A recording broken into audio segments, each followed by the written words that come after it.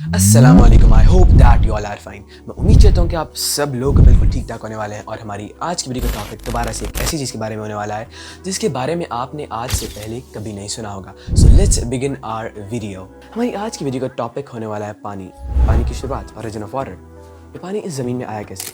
आज ही बहुत से साइंटिस्ट इस रिसर्च में लगे हुए हैं कि ज़मीन में पानी आया कहाँ से। बहुत से लोग कहेंगे कि पानी तो आया बादलों के ज़रिए। पूरी तरह से गलत है, क्योंकि बादल तो बनते हैं ज़मीन पे मौजूद पानी से। जब ज़मीन पे मौजूद पानी वेपर्स के ज़रिए में ऊपर जाता है तो उससे बादल बनते हैं और वही बारिश के ज़रिए वापस ज़मीन पे आता है। तो वही बात होगी ना कि पहले मुर्गी आई है कि मुर्गी का अंडा आया।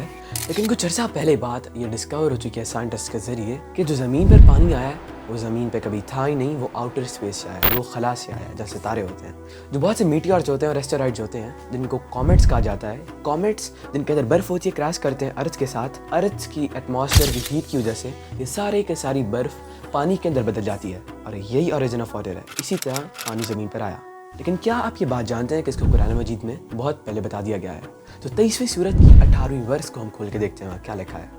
And we sent down water from heaven in proper quantity and we made earth its dwelling and we are able to take it away। यानी कि हमने एक मुकर्रर मिकदार में पानी को आसमान से उतारा है, अर्थ को इसके रहने की और रुक जाने की जगह बनाया है। तो पानी ज़मीन में कैसे आया था, इसके बारे में एक और वर्स है। ये बात जान लेना बहुत ज़रूरी है कि आसमान से मुराद ये नीला आसमान, क्योंकि आसमान तो वो है ना जिसमें अल्लाह ने सितारे बनाए हैं। ये तो बस एक अर्थ की लेयर है जिसको हम आसमान समझ बैठे हैं। असल में तो आसमान स्पेस को कहते हैं जिसमें सितारे मौजूद हैं। तो दूसरे सूरत की 164th वर्स है। इसी वर्स के अंदर कहा गया है in the water which Allah sent down from heavens, कि अल्लाह ने आसमान से पानी उतारा है। तो ये जो बात है ना, जो साइंटिस्ट ने अभी डिस्कवर की है अभी इस सेंचुरी में, कि जो पानी आया ज़मीन पे वो मीटियर्स के ज़रिए आया, कॉमेट्स के ज़रिए जो क्रैश किया अर्थ के साथ।